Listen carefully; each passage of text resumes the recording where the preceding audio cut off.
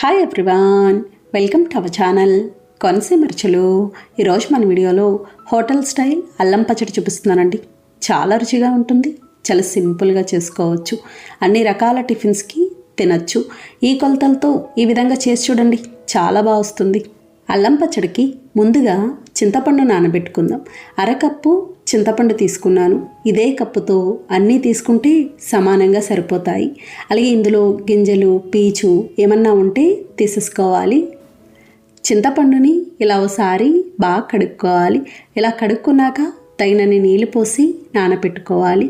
నీళ్ళు మరీ ఎక్కువ వేసుకోకూడదండి. నీళ్ళు ఎక్కువ వేసుకుంటే పచ్చడి లూజ్గా అయినట్టు అయిపోతుంది. ఇది నానే లోపల మిగతా ప్రాసెస్ చూద్దాం.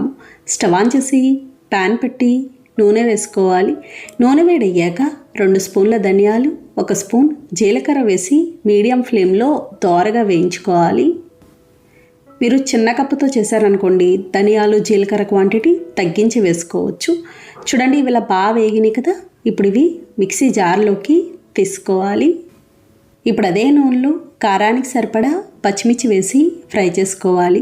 నేను 30 కాయల వరకు తీసుకున్నానండి. ఈ పచ్చడి కొద్దిగా కారంగా ఉంటేనే బాగుంటుంది, ఎందుకంటే మళ్ళీ మనం బెల్లం కూడా ఎక్కువే వేస్తాము. చూడండి, ఇలా బాగా వేగినాయి కదా. ఇప్పుడు ఇవి మిక్సీ జార్లోకి తీసుకోవాలి. ఇప్పుడు అదే ప్యాన్లో అల్లం ముక్కలు వేయించుకోవడానికి సరిపడా నూనె వేసుకోవాలి. నూనె వేడయ్యాక చిన్నగా కట్ చేసిన అల్లం ముక్కలు అరకప్పు తీసుకున్నాను.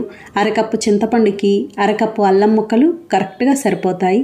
ఇలా అల్లం ముక్కలు వేసి మీడియం ఫ్లేమ్లో వేయించుకోవాలి. మధ్య మధ్యలో ఇలా కలుపుతూ ఉండాలి, సమానంగా వేగుతాయి. చూడండి, ఇవి ఇలా బాగా వేగినాయి కదా. ఈ విధంగా ఉండాలి, ఇలా వేగితే సరిపోతుంది. ఇప్పుడు స్టవ్ ఆఫ్ చేసుకోవాలి, బాగా చల్లారాలి. ఇవి బాగా చల్లారనియండి. ఇప్పుడు పచ్చడి చేసుకుందాం.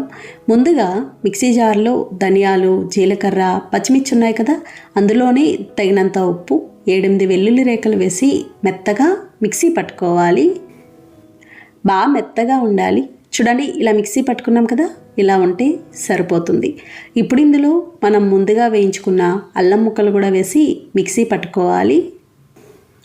మనకి కొన్ని హోటల్స్లో అల్లం పచ్చడి ఇలా పచ్చిమిర్చితో చేస్తారు, కొంతమంది ఎండుమిర్చితో చేస్తారు. ఎండుమిర్చికి బదులుగా పచ్చిమిర్చి కూడా వేసుకోవచ్చు.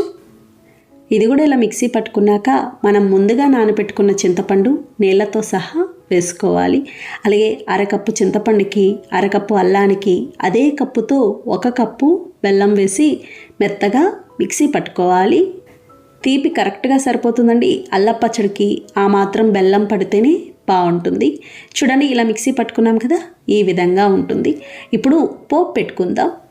పోపు కోసం ప్యాన్ పెట్టి నూనె వేసుకోవాలి. వేరుశనగ నూనె అయితే ఇంకా బాగుంటుంది. నూనె వేడయ్యాక 1 స్పూన్ శనగపప్పు, 1 స్పూన్ మినపప్పు, 1/2 స్పూన్ జీలకర్ర, 1/2 స్పూన్ ఆవాలు వేసి ఫ్రై చేసుకోవాలి. అలాగే మీకు శనగపప్పు, మినపప్పు వద్దు అనుకుంటే మానేయచ్చు. చూడండి, ఇది ఇలా బాగా వేగింది కదా. ఇలా వేగాక ఎండుమిర్చి ముక్కలు, ఎండుమిర్చి 4 కాయలు తీసుకున్నాను. కొద్దిగా కరివేపాకు వేసి ఫ్రై చేసుకోవాలి.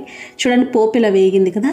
ఇప్పుడు స్టవ్ ఆఫ్ చేసుకొని మనం ముందుగా మిక్సీ పట్టుకున్న పచ్చడి వేసి కలుపుకోవాలి.